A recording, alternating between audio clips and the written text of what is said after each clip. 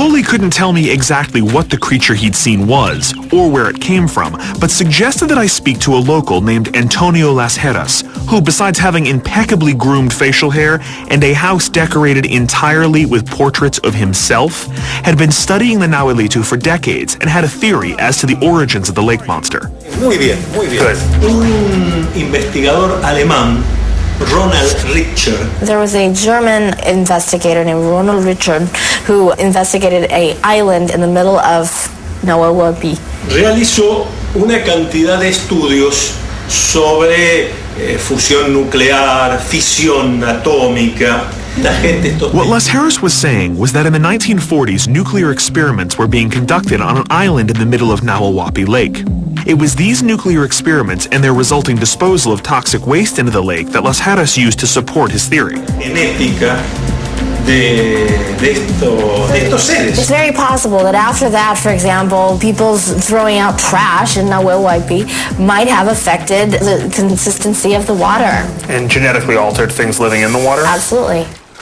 A monster born from the bowels of a nuclear experiment gone wrong? Did I just step into the pages of a Stan Lee comic or what? Either way, Antonio Las Heras' theory was interesting, so I grabbed a boat and headed for the place he told me about, a hidden, long-since abandoned area known as the Island of Dr. Moreau. No, my mistake, Wemmel Island.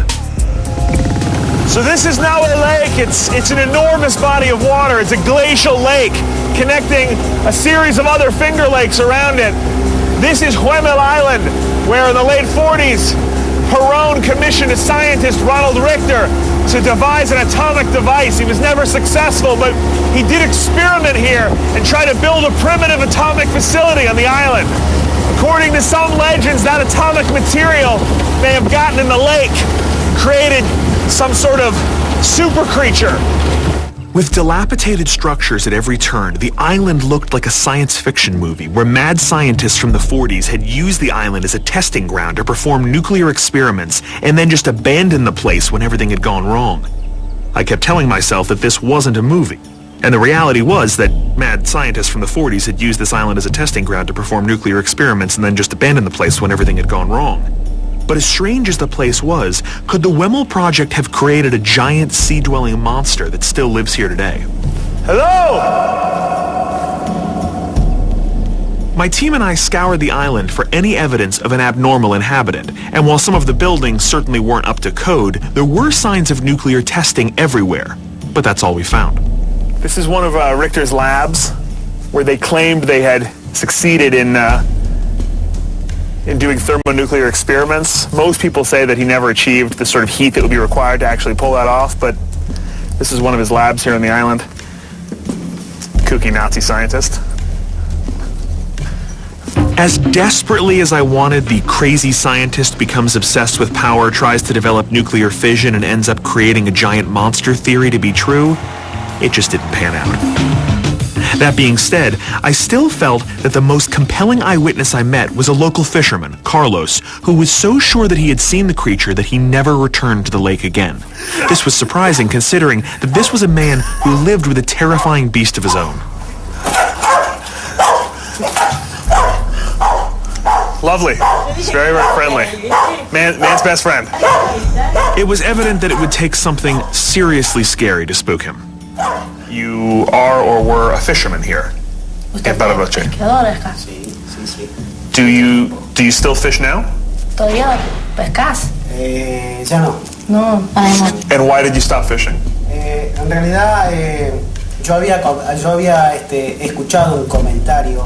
He'd heard about this, but he never believed. He never believed in Nahuelito. Until one time he saw it. When the creature itself came to the surface, you did not see the head and you did not see any characteristic features. This is all he saw. You saw a mass come to the surface. Eso. And then it would just disappear. Sí. And so water was just pluming up. Es una ebullición como si estuvieras viendo el agua un poco así, pero así saltaba el agua para arriba. It was muy patente. very clear what it was. Muy claramente. Yeah. Was it this event, this sighting of this creature that caused him to stop fishing entirely? Yeah. And you were known in the town as a fisherman, and you fished all the time, and you just gave it up after this event because you're scared to go in the lake, is that right? Sí, sí, sí. This guy's life was fishing, and mine is truth-seeking. If something was in the lake, I'd need to investigate further, so it was time for a swim. Strange splashes in the water. Can't see anything though, it's just so dark. Okay, that's freaky.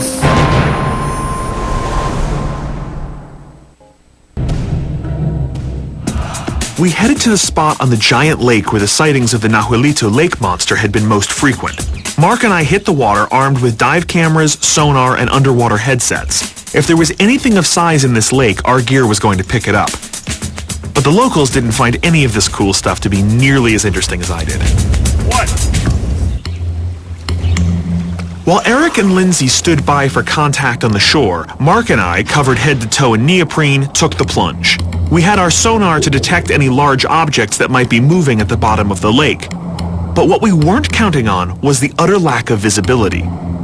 With so much silt and debris in the lake, the sonar and our cameras were rendered relatively useless. Unable to collect any evidence from below, we knew our only option was to do a night search from the surface. The fishermen had claimed to have seen the Nahuelito at sundown when no other boats were on the lake. Underwater predators tend to feed on the surface during dusk, so it was time to lay bait for our monster, a process known to fishermen as chumming. Eric and Lindsay were monitoring our 4 night vision cameras from land, while Mark and I scanned the lake with our night vision camera and thermal imager for any disturbances on the surface of the water. If we had any chance of catching the Nahuelito, this was our best shot. They get to stay on land and set up cameras, and we get to go out in the middle of a rough lake in complete darkness and look for a giant monster. Camera 1, black. Camera 2, black. 3, it's more of a dark gray. And 4, beautiful, beautiful moonshot, actually. Very nice. Almost all the eyewitnesses have seen it when it's been very quiet, when there hasn't been a lot of activity. And they have a ban here in Bariloche for boats coming out here after nightfall. So we're really the only boat on the entire lake right now, which is kind of amazing if you consider how large this lake is. We're the only boat out here. We're completely alone.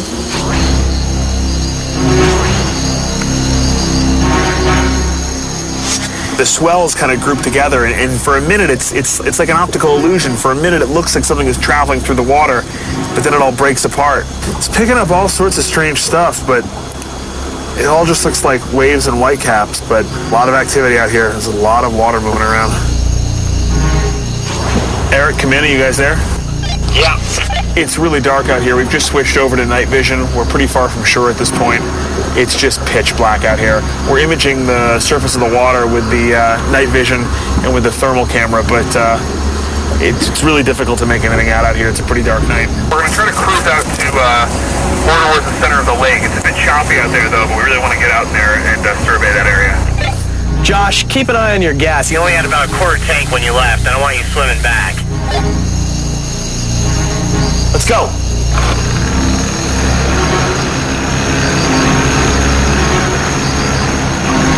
Let me know if you find anything on the cameras, okay? We don't have a visual of you guys. You guys are really on your own, so be very careful. Everything looks really promising for a second, and then it kind of reveals itself, just falls apart. You just notice it's a bunch of waves. It's getting rough.